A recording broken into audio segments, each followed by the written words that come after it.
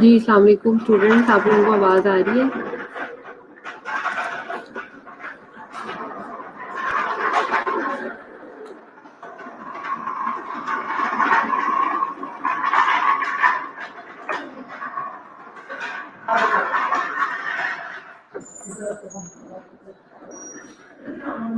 जी, Jennifer आवाज़ आ रही है बेटा? जी, आवाज़ आ रही है आप लोगों को मेरी? आवाज़ आ रही है बेटा? जेनिफर, आवाज़ आ रही है? आवाज़ आ रही है जेनिफर, निम्रा?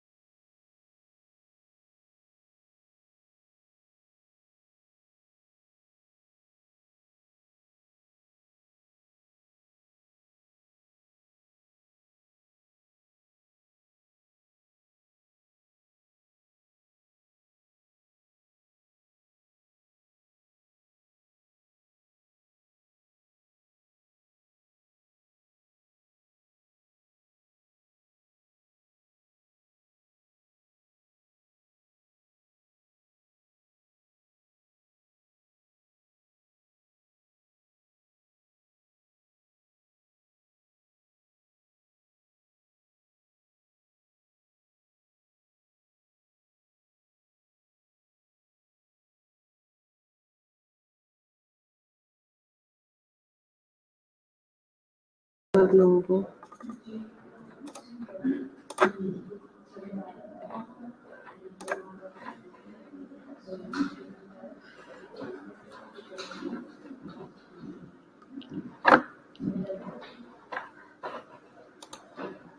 जी जेनिफर, आवाज आ रही है बेटा आप लोगों को? ओके। अच्छा, हम लोग आज लास्ट हमने छोड़ा था वो हमने पढ़ी थी types of long term memory, जिसमें हमने एक्सप्लिसिट पढ़ी थी और इम्प्लिसिट पढ़ी थी। एक्सप्लिसिट मेमोरी हमने पढ़ा था कि memory with the awareness information can be consciously recollected, also called declarative memory, और इसको हम लोग जो है वो डिक्लेरेटिव मेमोरी भी कहते हैं, ठीक है। और इम्प्लिसिट मेमोरी जो है उसको हम नॉन डिक्लेरेटिव मेमोरी भी कहते हैं, ठीक है। वो नॉन डिक्लेरेटिव मेमोरी भी कहलाती है, ठीक है, क्योंकि उसका जो है वो डायरेक्टली लिंक जो होता है वो आपके अनकॉन्शियस पार्ट जो होता है, आप अनकॉन्शियसली जितनी भी इंफॉर्मेशन कलेक्ट करते हो उसको आप इम्प्लिसिट में डाल देते हो और वो डिक्लेरेटिव में आ जाती है, जबकि एक्सप्लिसिट जो होती है वो आपकी डायरेक्ट जो होती है वो कॉन्शियस पार्ट से रिलेटेड होती है, इसलिए वो डिक्लेरेटिव में आ जाती है। एक्सप्लिसिट मेमोरी वो कहते हैं डिक्लेरेटिव और conscious memory, memory consciously recalled और डिक्लेयर, ठीक है। इसमें आप मेमोरी को जो है वो कॉन्शियसली रिकॉल करते हो या फिर डिक्लेयर करते हो। Can use explicit memory to directly respond to question.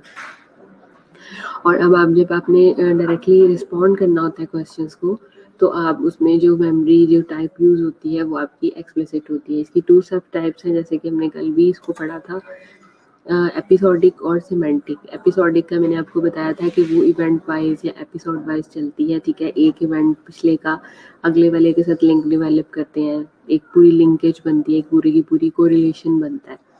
इसी तरह से जो सिमेंटिक होती है वो आपकी जनरल नॉलेज से रिलेटेड होती है, स्कूल वर्क से रिलेटेड होती है, फैक्ट से रिलेटेड होती है, ठीक है। तो ये सिमेंटिक जो होती है वो आपकी कह सकते हैं कि जनरल इंफॉर्मेशन होती है। जैसे कल हमने क्वेश्चंस भी डिस्कस किए थे एपिसोडिक के, अगर हमने देखे तो एपिसोडिक में हमने किए थे कि what month is your birthday, ठीक है, आपका बर्थडे मंथ कौन सा है, do you like to eat caramel apple, ठीक है, why are these explicit memories, ठीक है, because you can actively declare your answer to these questions. ये आपके एपिसोडिक में आ जाते हैं। आगे आ जाता है आपका सिमेंटिक मेमोरी। सिमेंटिक मेमोरी जैसे कि आप किस चीज़ को देखते हैं, पर्सनल इवेंट्स की तरफ देखते हैं, डेफिनेशंस की तरफ देखते हैं, ठीक है। इसमें एग्जांपल जैसे how many tyres on A car, ठीक है, कार के कितने टायर हैं, व्हाट इज अ क्लाउड, ठीक है। उसके बाद व्हाट कलर इज बनाना, ठीक है, does not depend on tying the item to your past, ठीक है। मतलब this is all about related to semantic memory. ये सिमेंटिक मेमोरी से रिलेटेड है, ठीक है, कि जिसमें आपकी जनरल डिस्कशन होती है। उसके बाद नेक्स्ट आ जाता है implicit memory. Non declarative memory होती है, इन्फ्लुएंसेस योर थॉट्स और behaviour but does not enter consciousness, ठीक है। ये आपकी थॉट्स आपके बिहेवियर दोनों को इन्फ्लुएंस करती है but does not enter consciousness, लेकिन कॉन्शियसनेस भी इसके अंदर होती है, और ये नॉन डिक्लेरेटिव होती है। आगे आ जाता है प्रोसीजरल मेमोरी। यहाँ तक हमने पढ़ा था प्रोसीजरल में। आगे देखिए memory that enables you to perform specific learn skills और हैबिचुअल रिस्पॉन्सेज। अब जो डेली बेसिस की, जैसे मिसाल के तौर पे आपने खाना खाना है, देखिए पानी पीना है, ठीक है, आपने इस टाइम पे ऑफिस जाना है, इस टाइम पे अपने अपने बाकी के काम करने हैं, इस किस्म की जो लर्न स्किल्स हैं, इस किस्म की जो लर्न रिस्पॉन्सेज हैं जिस मेमोरी के अंदर आप डिस्कस करते हैं, वो आपकी आ जाती हैं प्रोसीजरल मेमोरी के अंदर। जैसे राइडिंग अ बाइक, ठीक है, बाइक राइड करना, using the shift stick while driving, tying your shoe laces, ठीक है, अपने शू लेसेस को बंद करना।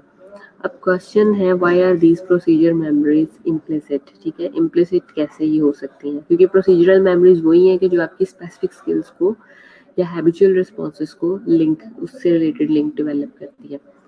जैसे don't have to be consciously remember the steps involved in these actions to perform them. Try to explain to someone how to tie a shoelaces, ठीक है, मतलब आप shoelaces किस तरह से उसको टाई करते हैं। How are memories organized? अब memories कैसे organize की जाती हैं? Clustering, organizing item into related groups during recall from the long term memory. आप क्या करते हो, ऑर्गेनाइज करते हो आइटम्स को रिलेटेड ग्रुप से, ठीक है, मतलब जो भी इस ग्रुप से भी रिलेटेड है। जैसे क्लस्टर जो है ना, number of items are gathered in one bunch, ठीक है, and this is called clustering. तो organizing items into related groups during recall from the long term memory. Hello भाई कैसी है? ऐसी कैसी? जैसी थी किधर थी? बाहर धूप में बैठी गोरी हो रही थी। Related group during recall from long term memory, ठीक है। उसके बाद सिमेंटिक नेटवर्क मॉडल आ जाता है, मेंटल लिंक्स बिटवीन कॉन्सेप्ट, ठीक है। इसमें आपके जैसे कि हमने कहा था कि इसमें हम जनरल डिस्कशन करते हैं, कॉमन प्रॉपर्टीज देखते हैं, हम एक चीज़ का लिंक दूसरे के लिंक के साथ डेवलप करते हैं। So common properties provide basis for the mental link provide करता है shorter part between two concepts, ठीक है। अब ये एक फॉर्मूला है जिसमें वो कहता है कि स्ट्रॉन्गर एसोसिएशन मेमोरी के अंदर होती है बिकॉज ऑफ हम शॉर्टर पाथ को लेते हैं बिटवीन टू कॉन्सेप्ट्स, दो कॉन्सेप्ट्स के दरमियान। Activation of concept starts decremental spread of activity to nearby concept, यानी कि इसमें ये वो कहता है कि जो आपकी ऐसी मेमोरी, ऐसी आपकी लर्निंग हैबिट्स या ऐसी लर्निंग आप कह लें स्टफ कि जो जिसकी आपने एसोसिएशन बनानी है, मतलब एक काम आपने कल किया, ठीक है, और वही काम आपने 2 दिन के बाद किया, उससे मिलता-जुलता काम आपने 2 दिन के बाद किया।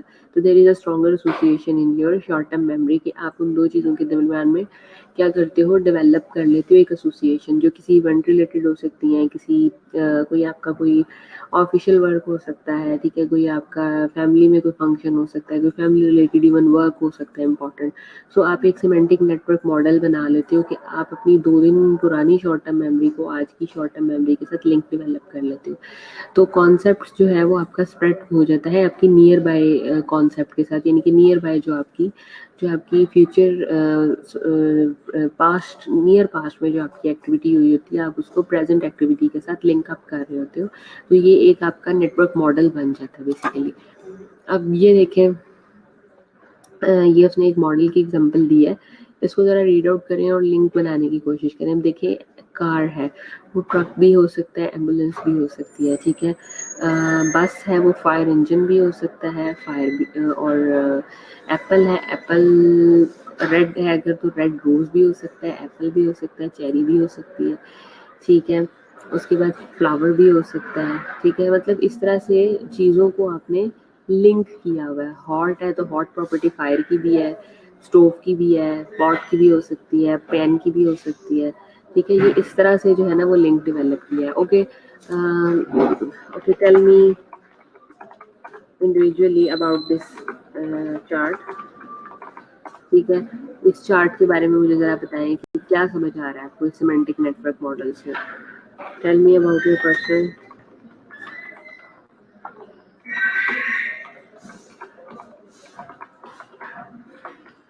Personal experience.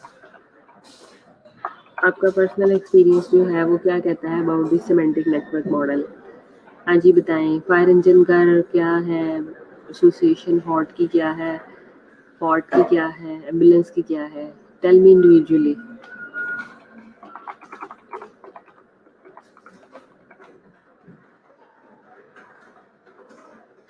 Individually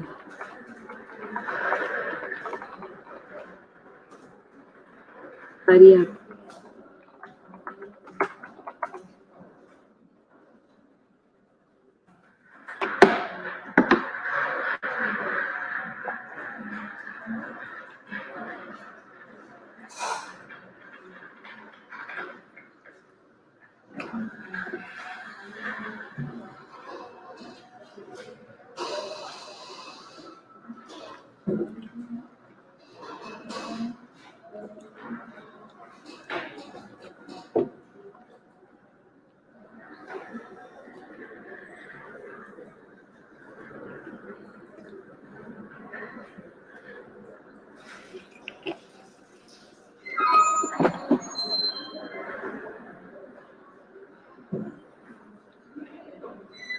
okay, Rabia ने कहा है link of one thing with another in the net form. मतलब एक चीज का लिंक दूसरी के साथ आपने डेवलप किया है लेकिन in the net form.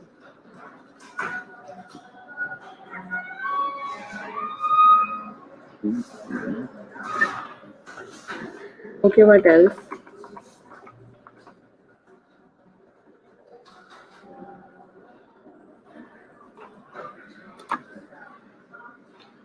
Why do we forget? अच्छा, अब नेक्स्ट आ जाता है कि हम लोग भूल क्यों जाते हैं। फॉरगेटिंग का प्रोसेस क्यों आता है? Forgetting can occur at any memory stage.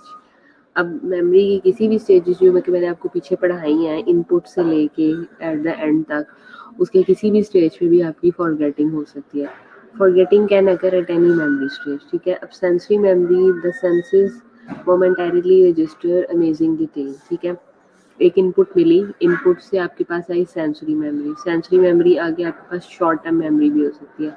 A few items are both noted and encoded, ठीक है। उसके बाद आ जाता है लॉन्ग टर्म स्टोरेज, यानी कि सम आइटम्स आर अल्टर्ड और लॉस्ट। उसके बाद आ जाता है retrieval from long term memory, depending on interference, retrieval cues, moods and motives, and some things get retrieved, some don't। कुछ रिट्रीव हो जाती हैं, कुछ रिट्रीव नहीं हो पाती, ठीक है। तो it depends. Forgetting as a retrieval failure, retrieval होता है मतलब बैक टूवर्ड्स इनिशियल्स की तरफ जाना। process of assessing stored information, sometimes information is encoded into the long term memory but we can't retrieve it। मतलब information input sensory memory से short term में आती है, फिर long term में भी वो store चली जाती है। लेकिन बाज़ औक़ात जिनको memory loss, जिनको problem हो जाता है या retrieval problem उनको हो जाता है, तो उनकी long term की जो storage होती है वो आपकी short term के अंदर नहीं आ पाती। तो इस चीज़ को हम बोलते हैं कि retrieval failure हो गया। और जब आप long term से उसको रिट्रीव नहीं कर पाते शॉर्ट टर्म के अंदर, तो हम क्या कहते हैं कि फॉरगेटिंग इश्यूज आ गए हैं, ठीक है। आपका फेलियर लीड्स टू फॉरगेटिंग में चला जाता है। तो ये चीज़ आपकी कहलाती है फॉरगेटिंग, कि जब आपके पास जो स्टोर्ड इन्फॉर्मेशन है वो आगे जाके एलटीएम में कन्वर्ट हो जाए, लेकिन एलटीएम में कन्वर्ट होने के बाद दोबारा रिट्रीव ना हो सके। आगे मेजर ऑफ रिट्रीवल, रिट्रीवल या रिकॉल आप कैसे करते हो? Test of long term memory that involves retrieving, ठीक है। मतलब आप चीज़ों को रिट्रीव रिकॉल करके चेक करते हो जो कि आपके लॉन्ग टर्म में स्टोर हुई होती हैं। Without cues also terms free recall, इसको फ्री रिकॉल कहते हैं। जैसे cued recall, test of LTM that involves remembering an items of information in response to a retrieval cues। Recognition, test of long-term memory that involves identifying correct information from series of possible choices। Serial position effects, tendency to remember items at the beginning and end of the list better than items in the middle, ठीक है। तो ये retrieval में चला जाता है। Encoding specificity, specificity होती है कि कुछ ऐसे कीज होती हैं जो कि आप साथ साथ याद रख लेते हो, जो कि आपको हेल्प आउट करती हैं इनकोड करने में या अनकवर करने में चीज़ों को। जैसे when conditions of retrievals are similar to the conditions of encoding, जैसे रिट्रीवल की कंडीशन अगर मिलती जुलती होंगी इनकोडिंग की कंडीशन से, तो retrieval is more likely to be successful, तो रिट्रीवल ज़्यादा सक्सेसफुल है। You are more likely to remember things if the conditions under which you recall them are similar to the condition under which you learn them, ठीक है। अगर तो आप जिन conditions में चीज़ों को लर्न कर रहे हो और अगर उन्हीं कंडीशंस में लर्न करते हुए आप चीज़ों को रिट्रीव करना शुरू कर देते हो, तो वो आपकी इनकोडिंग ईजी हो जाती है। वो इनकोडिंग आप स्पेसिफिकली कर लेते हो और वो ज़्यादा इजीली परफॉर्म कर लेते हो। आगे आ जाता है context effects, environmental cues to recall, state dependent retrieval, physical internal factors, ठीक है। मूड कॉन्ग्रुएंस आ जाता है, mood congruence factor related to mood और इमोशंस, ठीक है। आपके पास ये चीज़ें आ जाती हैं, ठीक है। फैक्टर्स रिलेटेड है ये सारी। उसके बाद नेक्स्ट है flashbulb memories. Flashbulb memories है कि recall of very specific images और detail about a vivid rare और significant event.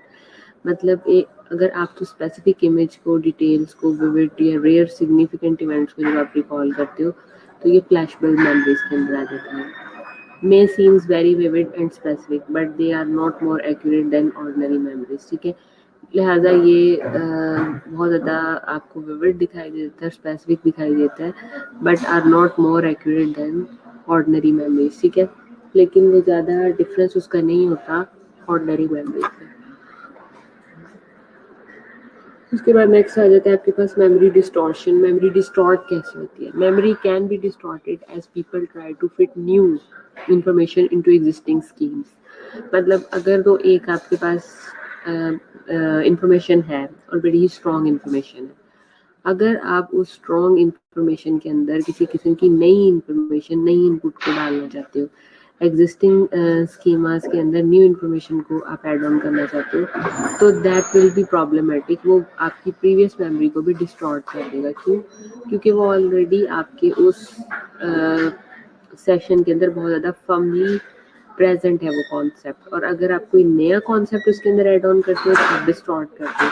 Giving misleading information after an event causes subject to unknowingly distort their memories to incorporate the new misleading information. और इस तरह से जो नई misleading information है वो आपकी जो प्रेजेंट इंफॉर्मेशन है उसको भी शेकी कर देगी, उस कॉन्सेप्ट को भी डिस्टॉर्ट कर देगी। ठीक है। नेक्स्ट है Loftus experiment. Subject shown video of an accident between two cars. ठीक है, ये लोडिंग क्वेश्चन है। About how fast were the cars going when they smash into each other. ठीक है, अब आप देख रहे हैं कि दोनों कार्स कितनी स्पीड पे जा रही हैं जब वो आपस में स्मैश हुई, और स्मैश होने के बाद क्या हुआ, finally and up in accident हो गया।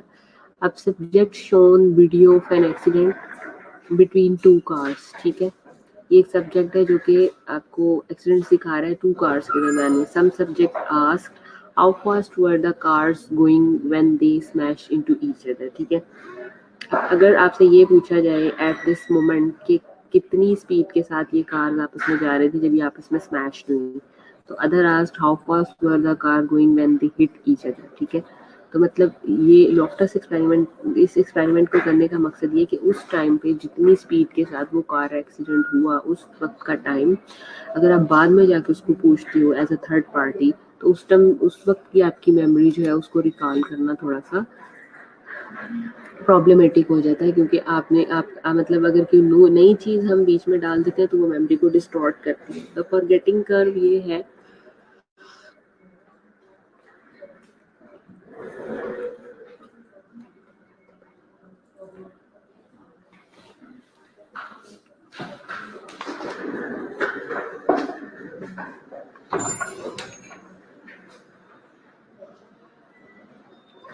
आपके पास आ जाता है हर्मिंग Ebbinghaus first begins to study forgetting using the nonsense labels.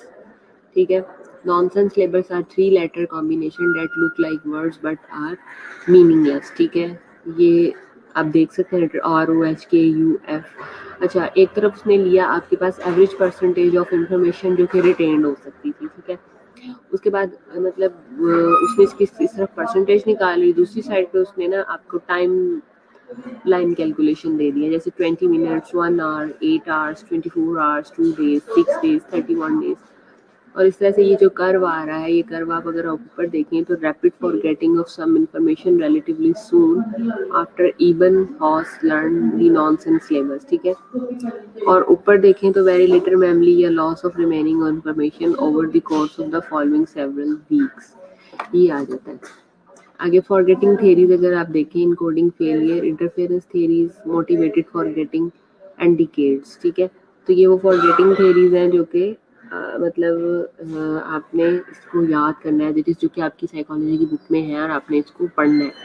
इसमें इनकोडिंग आ जाती है, इंटरफेरेंस आ जाती है और मोटिवेटेड फॉरगेटिंग आ जाती है, डीके आ जाता है। फॉरगेटिंग एज इनकोडिंग फेलियर, मतलब जब आप फॉरगेटिंग से मुराद ये कि जब आप इनकोड ही नहीं कर पाते, जब इनकोड ही नहीं कर पाते तो फॉरगेटिंग में चले जाते हैं। Information never encoded into long term memory, और जो आपकी इन्फॉर्मेशन है वो लॉन्ग टर्म मेमोरी के अंदर ट्रांसफर नहीं हो पाती, यानी शॉर्ट टर्म मेमोरी से जब आप लॉन्ग टर्म मेमोरी की तरफ जाते हैं और वहाँ पे फेलियर आ जाता है, तो इट मीन्स कि short term memory long term memory में कन्वर्ट नहीं आ रही, रिट्रीवल तो फिर होगा ही नहीं। So this is called what the condition और the state is called forgetting.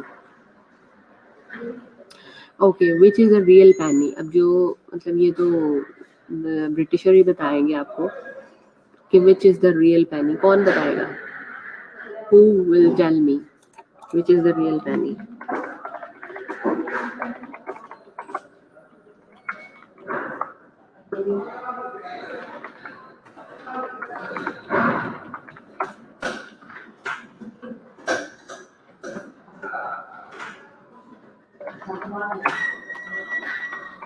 Anyone fond of coins collection?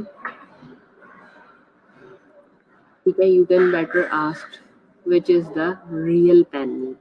ठीक है,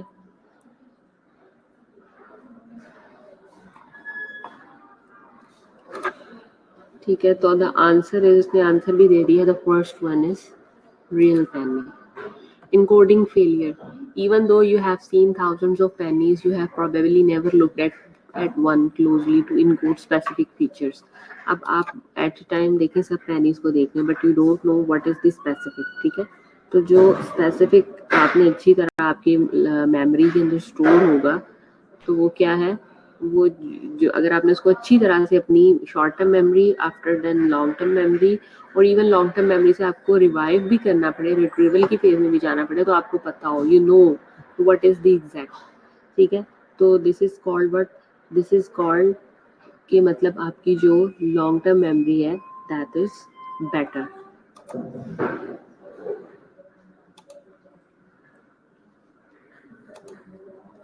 ओके, इंटरफेरेंस थ्योरीज क्या है? मेमोरीज इंटरफेयरिंग विद मेमोरीज, ठीक है? Forgetting not caused by mayor a passage of time, मतलब forgetting सिर्फ गुजरते हुए वक्त के साथ नहीं है, बल्कि caused by one memory competing with और रिप्लेसिंग अनदर मेमोरी, बल्कि या तो आपको उसकी रिप्लेसमेंट पे कोई दूसरी चीज़ याद आ जाती है, या अगर दूसरी चीज़ नहीं याद आती तो फिर आप कोई एक ऐसा इवेंट, स्ट्रॉन्ग इवेंट जो है वो उसकी जगह ले लेता है, उसकी रिप्लेसमेंट में आता है, जो कि आपको याद रहता है. तो इंटरफेरेंस की भी 2 टाइप्स ने बताई हैं इंटरफेरेंस की, retroactive interference and proactive interference, ठीक है? ये 2 टाइप्स हैं इसकी. अब retroactive interference when a new memory interferes with remembering old information. अब वही बात आ गई कि जब न्यू मेमोरी जो है वो इंटरफेयर करती है आपकी ओल्ड इन्फॉर्मेशन के साथ. मिसाल के तौर पे new phone number interfere with the ability to remember the old number, ठीक है? तो this is called retroactive. Retro मतलब बैकवर्ड जाना, रिट्रोएक्टिव में वो चली जाती है. Retroactive interference, learning a new language, interference with the ability to remember old language, ठीक है? अब या फिर आप कोई नई अगर इन लैंग्वेज सीखना चाह रहे हो तो वो पुरानी लैंग्वेज को आपको इंटरफेयर करती है. प्रोएक्टिव इंटरफेरेंस ऑपोजिट ऑफ रिट्रोएक्टिव, ठीक है? अब जब कोई न्यू, जैसे कि नाम से, या प्रो का मतलब होता है नेक्स्ट, आगे, फ्यूचर. अब जब ओल्ड मेमोरी आपकी किसी न्यू इन्फॉर्मेशन को याद रखने में प्रॉब्लमेटिक बन रही हो तो वो प्रो एक्टिव इंटरफेरेंस होती है, ठीक है? memories of where you parked your car on a campus the past week interference with the ability find car today, ठीक है? मतलब अगर आपने पिछले हफ्ते कहीं अपनी कार पार्क की, ठीक है, and you are residing in hostel, तो आपको नेक्स्ट वीक जो है अपनी कार को पिक करने में प्रॉब्लम होगा. तो this is called word proactive interference. Motivated forgetting. अब मोटिवेटेडली जब आप भूलना शुरू कर लेते हो, undesired memory is held back from awareness, ठीक है? स्प्रेशन है, कॉन्शियस फॉरगेटिंग होती है ये, जिसमें आप कॉन्शियसली फॉरगेट कर रहे होते हैं. रिप्रेशन होता है अनकॉन्शियस फॉरगेटिंग, ठीक है? स्प्रेशन में तो आप कॉन्शियसली फॉरगेट करना चाह रहे होते हैं ना, लेकिन जो रिप्रेशन है, जो कि फ्रॉइड की थ्योरी है, वो किस में आ जाती है? वो अनकॉन्शियस फॉरगेटिंग आ जाती है. Decay theories, this is very important. Memories fade away और डिके ग्रेजुअली, मतलब ऐसा ऐसा उसका डाउनफॉल शुरू हो जाता है, डिस्ट्रक्शन शुरू हो जाती है. इफ अनयूज, ठीक है? अगर हम उसको बार बार यूज में नहीं लेके आते. टाइम इसके अंदर बहुत इंपॉर्टेंट है. Time place critical role. Ability to retrieve info declines with the time after original encoding. मतलब जब हमने लॉन्ग टर्म मेमोरी से रिट्राइवल ही नहीं करनी है, शॉर्ट टर्म मेमोरी के अंदर जो भी हमने इंफॉर्मेशन इनकोड की हुई है, ठीक है, इनटू सेंसरी मेमोरी, और सेंसरी मेमोरी से शॉर्ट टर्म मेमोरी, और सेंसरी मेमोरी से शॉर्ट टर्म मेमोरी से लॉन्ग टर्म मेमोरी, तो Aahista Aahista with the passage of time वो इन्फॉर्मेशन आपके माइंड से डिके होती जाएगी, खत्म होती जाएगी.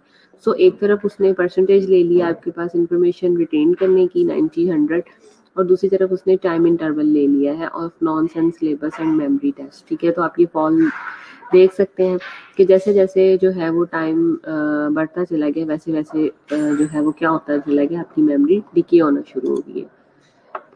बायोलॉजी बेस्ड थ्योरी है basically. When new memory formed it creates a memory trace, a change in brain structure और chemistry. If unused normal brain metabolic processes erode memory trace, यानी कि हमारे ब्रेन के अंदर इस किस्म के मेटाबॉलिक प्रोसेसेस चलते जाते हैं, केमिकल जनरेट होते चले जाते हैं कि मेमोरी आहिस्ता आहिस्ता खत्म हो जाती है. सो theory not widely favoured today, ज़्यादा वाइडली नहीं वो फेवरेबल हो सकती. इसमें हम देख लेते हैं कि कितनी स्लाइड्स हैं, 1-2 स्लाइड्स ही रह गई, इसको कर लेते हैं कवर.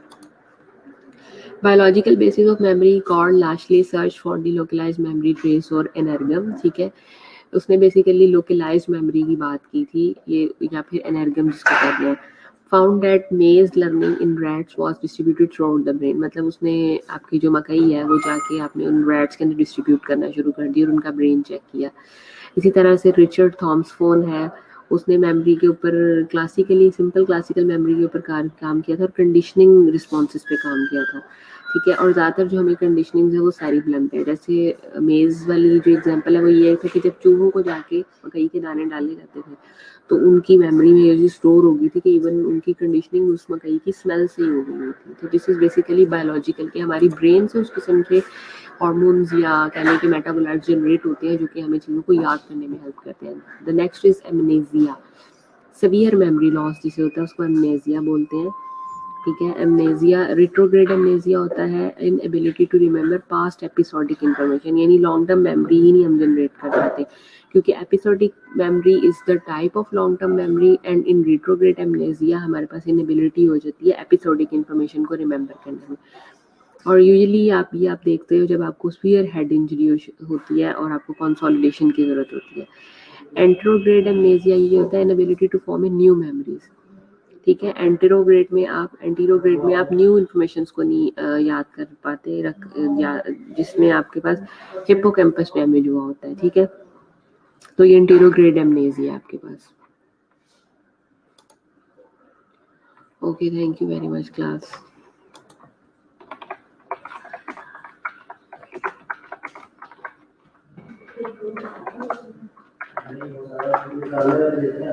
और अगर कोई क्वेश्चन है तो आप पूछ सकते हैं।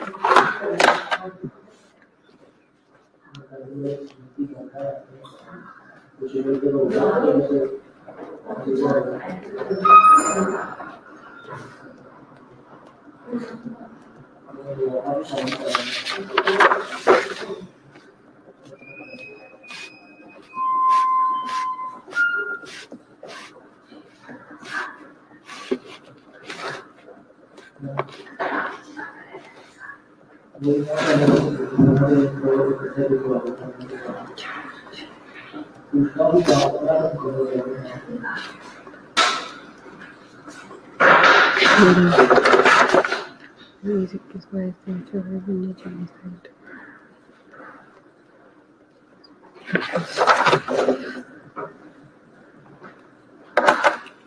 Sure.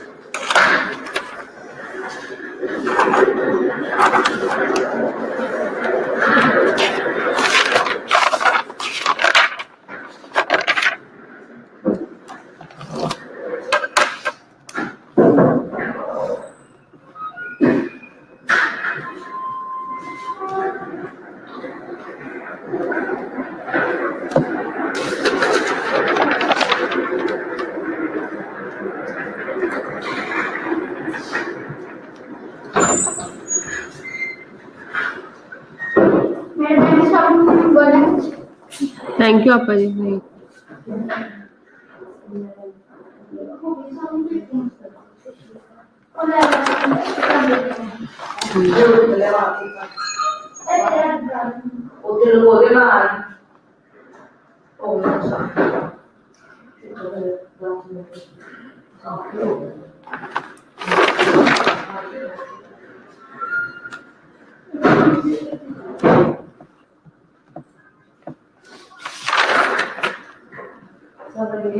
అది కామ్